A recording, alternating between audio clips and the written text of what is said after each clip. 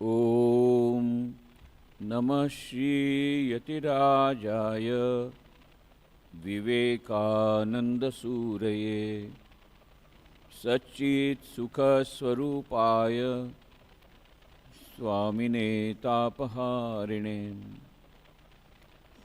जननीं शारदां देवीं रामकृष्णं जगद्गुरुं पादपद्मे तयो श्रित्वा प्रणमामि मुहुर्मुहुः।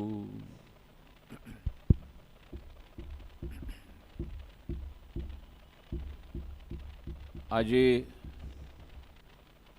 ખૂબ જ આનંદનો દિવસ છે. સ્વામી વિવેકાનંદની 162મી જન્મતિથિ આપણે ઉજવી રહ્યા છીએ. માત્ર ભારતમાં જ નહીં પરંતુ ઘણા બધા દેશોમાં સ્વામી વિવેકાનંદની જન્મતિથિ ઉજવાય છે. ઘણા લોકોને આશ્ચર્ય થાય છે, હજી થોડા દિવસ પહેલાં તમે સ્વામી વિવેકાનંદની બર્થડે ઉજવો, ફરી પાછા તમે ઉજવો છો. તેનું કારણ એ છે, તિથિ પ્રમાણે આજે સ્વામી વિવેકાનંદની જન્મતિથિ છે, પણ અંગ્રેજી કેલેન્ડર પ્રમાણે 12મી જાન્યુઆરીના દિવસે 1863ના એમનો જન્મ થયો હતો. અને ભારત સરકારે 12મી જાન્યુઆરીને રાષ્ટ્રીય યુવા દિવસ તરીકે ઉજવવાનું નક્કી કર્યું 1985થી. એટલે પહેલાં તો માત્ર તિથિ જ ઉજવાતી હતી. હવે 1985થી આપણું રાષ્ટ્રીય યુવા દિવસ તરીકે સ્વામી વિવેકાનંદનો જન્મદિવસ મનાવે છે અંગ્રેજી કેલેન્ડર પ્રમાણે. એટલે આપણે બે વાર સ્વામી વિવેકાનંદની જન્મતિથિ ઉજવીએ છીએ. એકવાર જન્મદિન અને આજે આપણે ઉજવી રહ્યા છીએ જન્મતિથિ. તિથિ પ્રમાણે આજે સ્વામી વિવેકાનંદનો જન્મ થયો હતો 1863માં. તો વિદેશમાં તો એ લોકો રવિવારના રાખે છે કાર્યક્રમ, કારણ કે વીકેન્ડમાં જ લોકો આવી શકે. પણ અહીંયા આપણે હજી આજે રવિવારનો દિવસ નથી, રજાનો દિવસ નથી, છતાં પણ આટલા બધા ભક્તો આવી ગયા. આપણે ભારતમાં છીએ એટલા માટે શક્ય બને છે.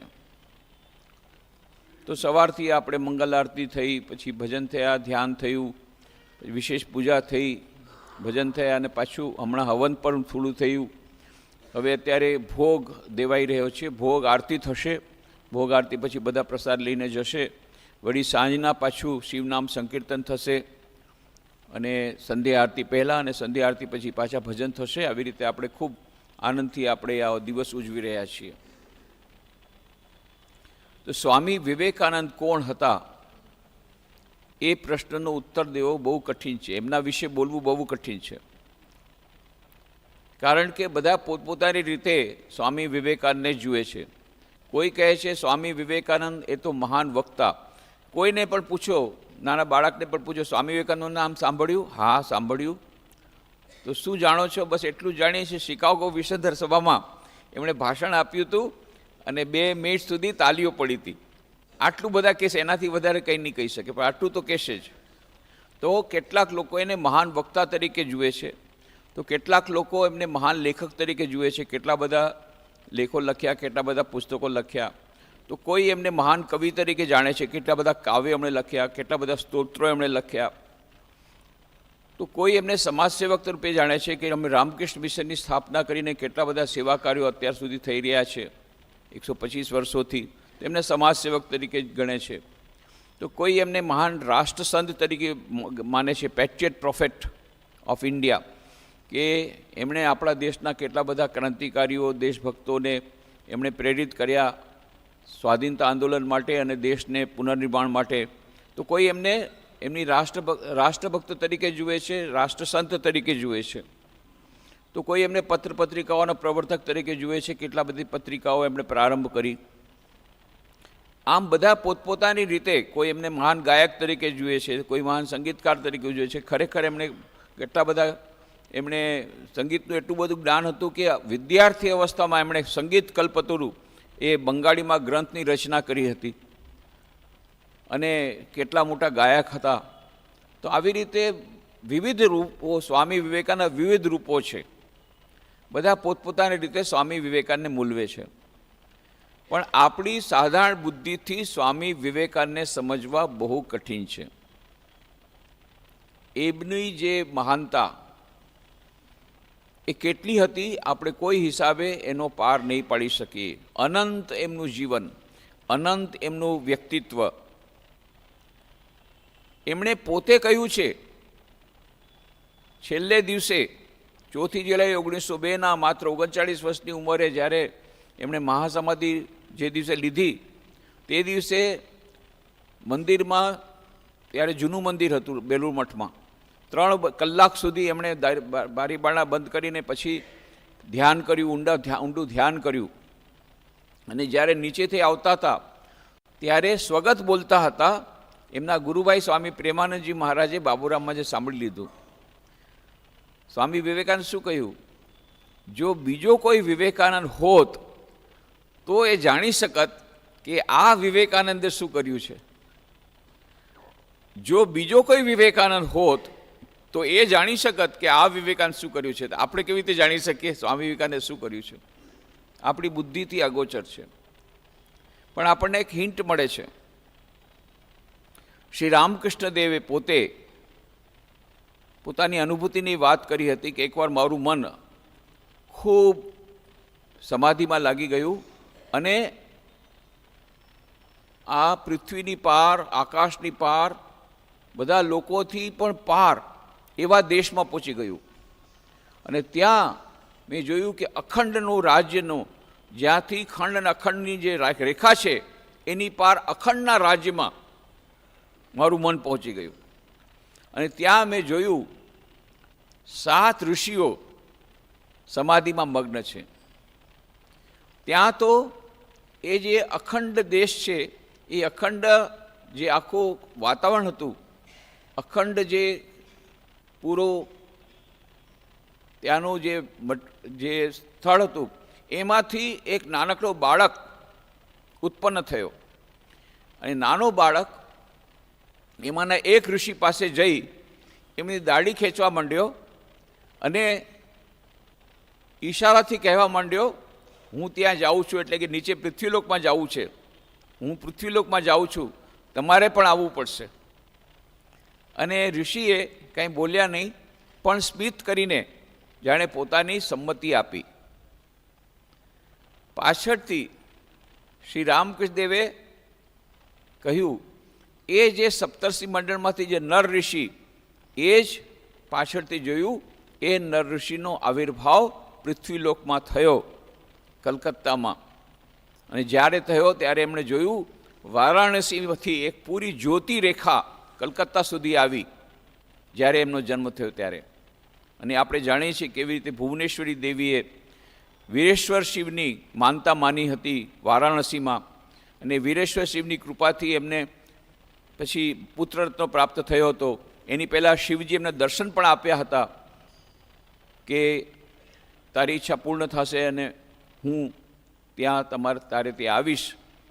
શિવજીના દર્શન પણ થયા હતા અને પછી જ આ બાળકનો જન્મ થયો. એટલે એનું નામ વીરેશ્વર રાખવામાં આવ્યું. વીરેશ્વરમાંથી બિલેશ્વર થયું, બિલેશ્વરમાંથી બિલે થયું. નાનપણમાં બધા બિલે કહીને બોલાવતા. અને શ્રી રામકૃષ્ણદેવ પોતે ભાવ અવસ્થામાં જોયું કે એક જ્યોતિ વારાણસીથી કલકત્તા સુધી આવી એમના જન્મ વખતે.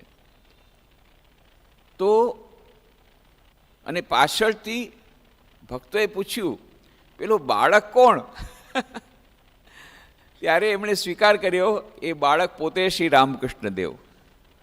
એટલે શ્રી રામકૃષ્ણ દેવે આ જગતના કલ્યાણ માટે જે રામ હતા, જે કૃષ્ણ હતા, આ વખતે આવ્યા રામકૃષ્ણ રૂપે અધર્મનો નાશ કરવા માટે, ધર્મની પુનઃસ્થાપના માટે. જે વાત ભગવદ્ ગીતામાં કહી છે, યદા યદા હિ ધર્મસ્ય ગ્લાનિર્ભવતિ ભારત અભ્યુત્થાનામ ધર્મસ્ય તદાત્માનમ સૃજામ્યહમ પરિત્રાણાય સાધુનામ વિનાશાય ચ દુષ્કૃતામ ધર્મ સંસ્થાપનાર્થાય સંભાવામી યુગે યુગે. તો હું જ એ ભગવાન શ્રી કૃષ્ણ કહે છે વારંવાર જન્મ લઉં છું. તો જે ભગવાન રામ હતા ત્રેતા યુગમાં, એ જ દ્વાપરમાં કૃષ્ણ તરીકે આવે છે અને આપણા યુગમાં શ્રી રામકૃષ્ણ રૂપે આવે છે. શેના માટે? જગતના કલ્યાણ માટે, ધર્મની પુનઃસ્થાપના માટે. અને એમની સાથે આ સપ્તર્ષિ મંડળના નર નામના ઋષિ એમને પૃથ્વી પર લાવે છે જગતના કલ્યાણ માટે. અને એટલા જ માટે આપણે જોઈએ છીએ કે આ નર ઋષિ, કારણ કે સમાધિ અવસ્થામાં તેને લાવવામાં આવ્યા હતા અને એમનું સ્વરૂપ જ છે સમાધિનું, તો હંમેશા સમાધિ અવસ્થામાં જ રહેવા માગે છે, ધ્યાનમાં જ રહેવા માગે છે. એ ધ્યાન સિદ્ધ છે સ્વામી વિવેકાનંદ નાનપણથી જ. બોલો, નાનપણમાં રમત રમતા બાળકો સાથે ધ્યાનની રમત રમતા. બાકી બધી રમતો તો ઘણા બધા રમે છે બાળકો, કોઈ બાળકો ધ્યાનની રમત રમે? પણ બિલે ધ્યાનની રમત રમે છે. અને બધા બાળકો એકવાર રમત રમતા હતા, ત્યાં કોઈ નાગ આવી ગયો અને એ નાગ આવી જોઈને બધા બાળકો તો ડરીને ભાગી ગયા. પણ નાનો બિલે એટલો ધ્યાનમાં મગ્ન છે, એને ખબર પણ નથી કે નાગ એની બાજુમાં આવીને બેઠો છે. અને પછી ઘરવાળાઓએ આવીને જોયું તો બાજુમાં નાગ છે અને આ બિલે એમને બેઠો છે, નાનકડો બાળક ધ્યાનમાં મગ્ન છે. ત્યારે ગમે એમ કરીને પછી એમને બચાવ્યો. પણ વિચાર કરો, નાનપણથી જ આ નરેન્દ્રનાથ પાછળથી નામ થયું છે, ત્યારે બિલે હતું. બિલે રૂપે, બાળક રૂપે પણ એ ધ્યાનમગ્ન હતા. અને પછી જ્યારે યુવાવસ્થામાં આવે છે, Kant, Hegel, John Stuart Mill, Herbert Spencer, આ બધા પુસ્તકો વાંચી અજ્ઞેયવાદી બની જાય છે અને ઈશ્વર છે કે નહીં. અને પછી શ્રી રામકૃષ્ણ દેવ સાથે કેવી રીતે મેળાપ થાય છે, આપણે સ્વામી વિવેકાનંદના જીવનમાં જોઈએ છીએ કેવી રીતે એમની સાથે મેળાપ થાય છે. અને પછી એમની સેવા કરે છે. અને પછી કાશીપુરના બગીચામાં જ્યારે ગળામાં કેન્સર થયું હતું શ્રી રામકૃષ્ણ દેવને, ત્યારે એમની સેવા કરે છે. અને નરેન્દ્રનાથ વારંવાર કહે છે કે મારા માટે કંઈ કરી દો, મારા માટે કરી દો. અને શ્રી રામકૃષ્ણ કહે છે, અરે અહીંયા માનું તો આટલું બધું હું રોગી, આટલી બધી તકલીફ છે મને, અને તું મને વારંવાર પજવે છે.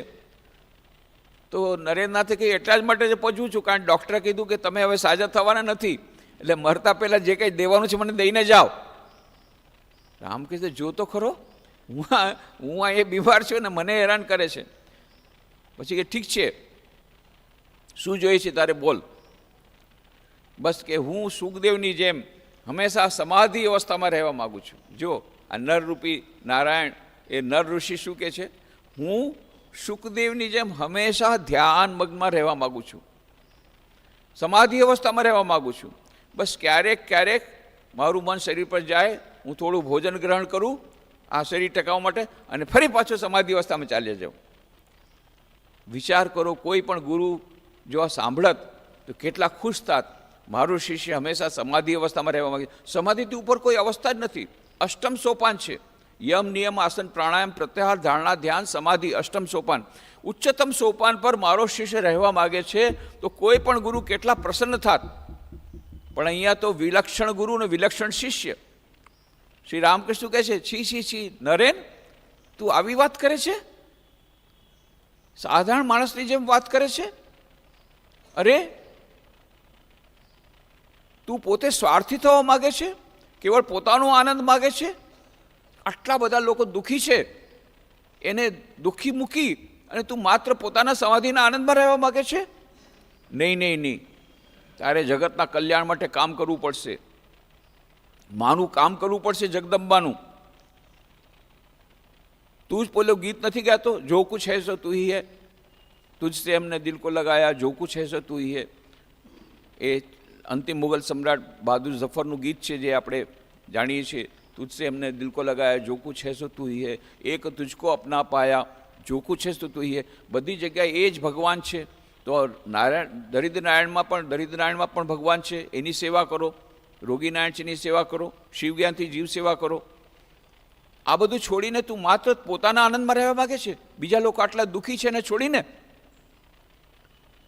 હું એમ વિચારતો હતો કે તું મહાન વટવૃક્ષની જેમ રહીશ, જેની છાયા તળે લાખો લાખો લોકોને મનમાં શાંતિ મળશે, અને તું માત્ર પોતાની મુક્તિને, પોતાની સમાધિની, પોતાના આનંદની જ વાત કરે છે. પછી છેવટે એકવાર શ્રી રામકૃષ્ણ દેવે એમને સમાધિની અવસ્થા આપી અને એમના ગુરુભાઈ આવીને શ્રી રામકૃષ્ણ કહે, અરે નરેન મરી ગયો. કે પોતે કહે છે મારા હાથ ક્યાં છે, મારા પગ ક્યાં છે, મારું શરીર ક્યાં છે. ખરેખર એક દિવસે સમાધિની અવસ્થા થઈ. અને પછી આ લોકો તો ડરી ગયા કે નરેન તો મરી ગયો, એનું એ કહે છે શરીર ક્યાં છે, મારું હાથ પગ ક્યાં છે. કે રહેવા દે, મને બહુ પજવો છે, થોડીક વાર રહેવા દે અવસ્થામાં. અને પછી જ્યારે સમાધિ અવસ્થા નીચે આવે છે, નરેન કહે છે ખૂબ આનંદમાં હતો, તો મને એવી જ પ્રકારની સમાધિ અવસ્થા જોઈએ છે. રામકૃષ્ણ કે નહીં, હવે એકવાર તને ચખાડી દીધો સ્વાદ, હવે તાળું મારી દીધું છે, ચાવી મારી પાસે રહેશે. જ્યારે જગદંબાનું કામ પૂરું થશે ત્યારે ફરી પાછું તને આ સમાધિની અવસ્થા થશે. અને ખરેખર એ ક્યારે દિવસ આવ્યો?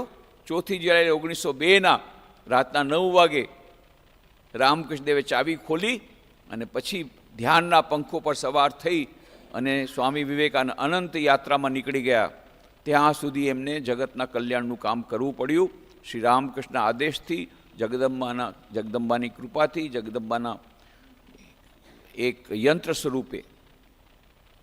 તો આ બધું પહેલેથી છેલ્લે સુધી આપણે જોઈએ છે એ ધ્યાનમગ્ન.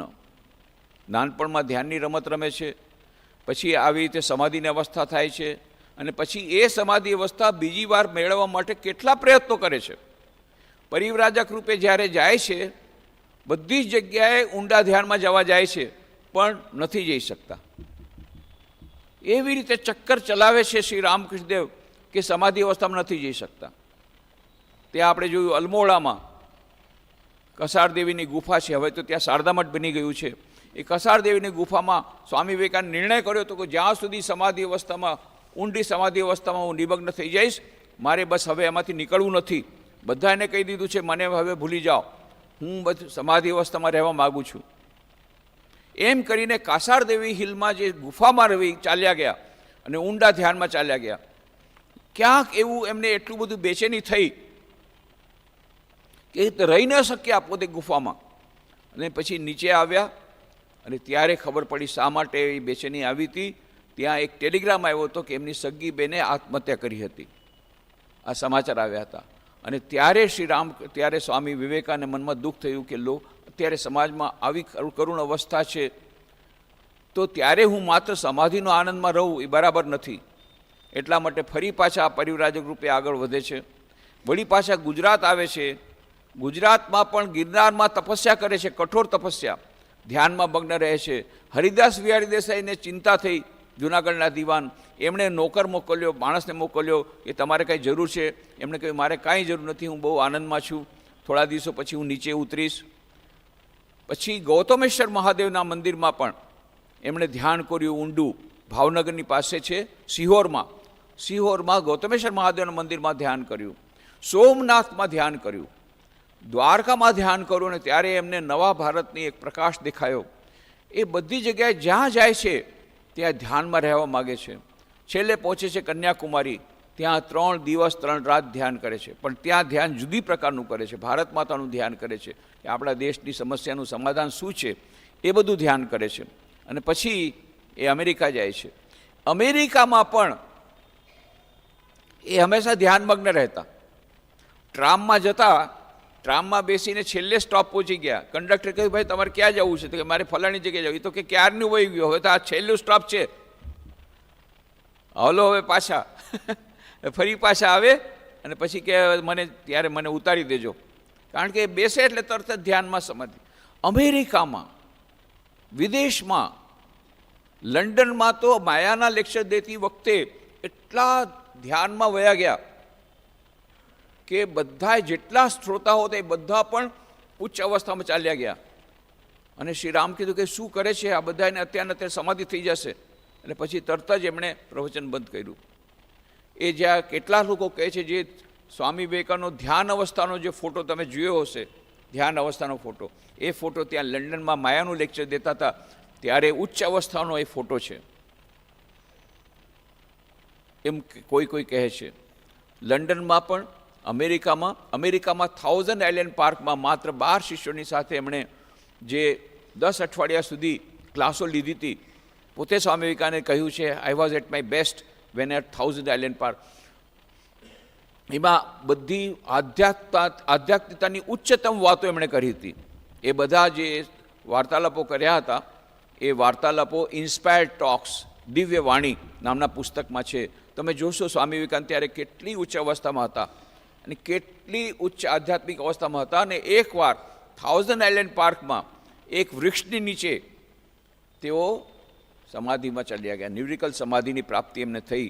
કેટલા બધા શિષ્યો, કેટલું બધું બોલાવ્યું, જોરદાર વરસાદ આવ્યો, તોફાન આવ્યું, પણ એ પોતે નિશ્ચળ બેઠા હતા. માંડ માંડ એ લોકોએ ભગવાનનું નામ સંભળાવી એમને સમાધિ અવસ્થામાં પાછા કે કેમ તમે મને સમાધિમાંથી પાછા લાવ્યા, હું કેટલા આનંદમાં હતો, સ્વામી વિવેકાનંદે કહ્યું. બોલો, અમેરિકામાં એમને 2 વાર ન્યુરિકલ સમાધિની પ્રાપ્તિ થઈ. એક 1000 આઇલેન્ડ પાર્કમાં જે વૃક્ષ નીચે થઈ એમની સમાધિ, એની એક ડાળ પણ આપણે અહીંયા રાજકોટમાં છે, તમે જોઈ શકો છો. પછી મિશિગન લેકની પાસે એકવાર બેઠા હતા અને ત્યારે એમને લાગ્યું કે બસ એમને સમાધિની અવસ્થા થઈ અને એકદમ અનંતની યાત્રામાં નીકળવાની તૈયારી હતી કે રામકૃષ્ણદેવે કહી નહીં, હમણાં નહીં, હજી વાર છે, હજી કામ કરવાનું બાકી છે. ફરી પાછું એમનું મન પાછું શરીરમાં આવ્યું. નહીં તો મિશિગન લેકની બાજુમાં જ ત્યાં જ નિર્ગલ સમાધિ એમની થઈ ગઈ હતી અને ત્યાં જ એમને મહાસમાધિ પણ થઈ જાત. તો આવી રીતે આપણે જોઈએ છીએ સ્વામી વિવેકાનંદ આખું જીવન એમનું ધ્યાનમાં છે. આપણને એમ હતું કે ઓ સ્વામી વિવેકાનંદ તો મહાન કર્મયોગી.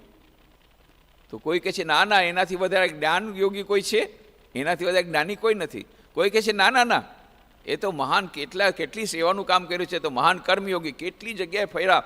આટલા નાની ઉંમર, 9 વર્ષની ઉંમર, 30 વર્ષની ઉંમરથી એમનું કામ શરૂ થયું, 39 વર્ષની ઉંમરમાં તો ખેલ ખતમ. 9 વર્ષની અંદર કેટલું બધું કામ કર્યું, તો મહાન કર્મયોગી. પણ સ્વામી વિવેકાનંદ પોતે કહે છે ના, હું તો ભક્તિ યોગી. કે શ્રી રામકૃષ્ણ વોઝ ઓલ ભક્તિ વિધાઉટ એન્ડ જ્ઞાન વિધિન, એન્ડ આઈ એમ જ્ઞાન વિધાઉટ એન્ડ ભક્તિ વિધિન. અંતરમાં તો એ પ્રેમ હતો, એ ભક્તિ હતી. તો મુખ્ય વાત છે સ્વામી વિવેકાનંદે જે વાત કરી હતી, ચારો યોગોનો અદ્ભુત સમન્વય સ્વામી વિવેકાનંદના જીવનમાં મળે છે. એમણે કહ્યું છે કે પ્રત્યેક વ્યક્તિમાં દિવ્યતા સુપ્તપણે રહેલી છે. મનુષ્ય જીવનનું લક્ષ્ય છે અંતર્નિહિત આ દિવ્યતાને અભિવ્યક્ત કરવી. કેવી રીતે? બાહ્ય અને અંતર પ્રકૃતિને વશીભૂત કરીને. એ કેવી રીતે થઈ શકે? રાજયોગ, ભક્તિયોગ, જ્ઞાનયોગ, કર્મયોગ, 4 યોગોમાંથી કોઈ પણ એક દ્વારા થઈ શકે. પણ કયો યોગ સારો? સ્વામી વિવેકાનંદ કહ્યું તમારે જે તમને સારો લાગે સારો. તમે કયો યોગ કર્યો? સ્વામી વિવેકાનંદ મેં 4 યોગોને સમન્વય કર્યો.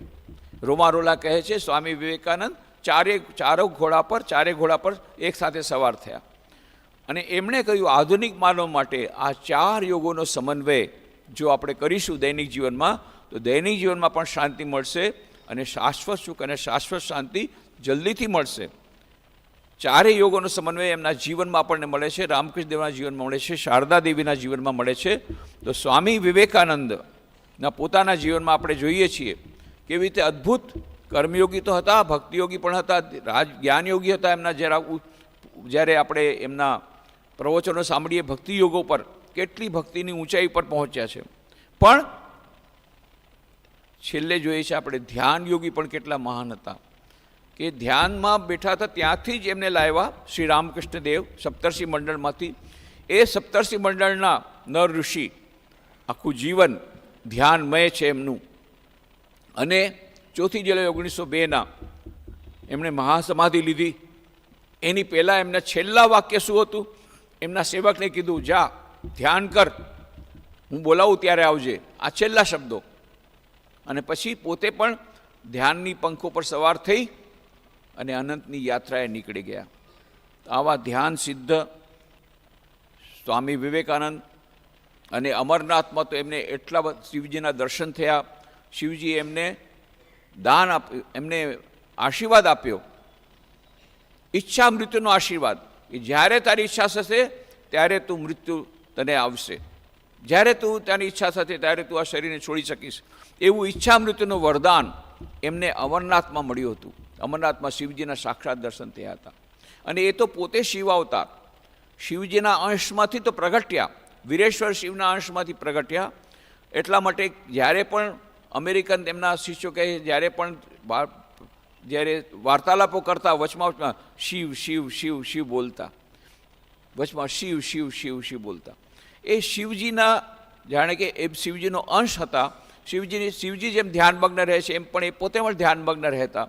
અને શિવજીની જેમ ધ્યાન અવસ્થામાં જ એમણે મહાસમાધિ લઈ અને શિવજીના ગયા, શિવલોકમાં ગયા. અને એ પોતે જ્યાંથી આવ્યા હતા એ સપ્તર્ષિ મંડળમાં એ પાછા ગયા પરંતુ એમણે એક વાત કરી છે આપણા માટે બહુ જ પ્રેરણાદાયી છે. એરિક હેમન્ડને એમણે કહ્યું હતું લંડનમાં, it may be that I shall find it good to get outside of this body, to cast it off like a disused garment, but I shall not cease to work. I shall inspire men everywhere until the world shall know that it is one with God. એવું કદાચ બની શકે કે હું આ શરીરને જૂના વસ્ત્રની જેમ ત્યાગી દઉં, પણ હું કાર્ય કરતો બંધ નહીં કરું જ્યાં સુધી આ પૃથ્વીમાં એક પણ વ્યક્તિ એવી છે કે જેને દિવ્યતાની પ્રાપ્તિ નથી થઈ ત્યાં સુધી હું અવિરત કાર્ય કરતો રહીશ. કેટલી મોટી આશાની વાણી આપણા માટે છે. આજે પણ સ્વામી વિવેકાનંદ છે, સૂક્ષ્મ રૂપે હાજર છે. કેટલા લોકોને ઇન્સ્પાયર કરે છે, કેટલા લોકોના માધ્યમથી, કેટલી બધી ચેનલ્સથી પોતાનો સંદેશો ફેલાવી રહ્યા છે. અગણિત કેટલી બધી ચેનલ્સ, કેટલા બધા વ્યક્તિઓ, કેટલી બધી સંસ્થાઓના માધ્યમથી સ્વામી વિવેકાનંદના દિવ્યતાનો સંદેશો ફેલાવી રહ્યા છે. કેટલા બધા લોકોને આ દિવ્યતાની પ્રાપ્તિ થઈ રહી છે. તો આજના આ દિવસે સ્વામી વિવેકાનંદના ચરણોમાં પ્રાર્થના કરીએ કે આપે જેવી રીતે 4 યુગોનો સમન્વય કર્યો પોતાના જીવનમાં, એમ અમે પણ આપના ઉપદેશ અનુસાર 4 યુગોનો સમન્વય કરી દૈનિક જીવનમાં શાંતિ પ્રાપ્ત કરી શકીએ, શાશ્વત સુખ અને શાશ્વત શાંતિ પ્રાપ્ત કરી શકીએ અને પોતાનું માનવ જીવન સાર્થક કરી શકીએ. ઓમ શાંતિ શાંતિ શાંતિ. હરિ ઓમ તત્સત. શ્રી રામકૃષ્ણાર્પણમસ્તુ.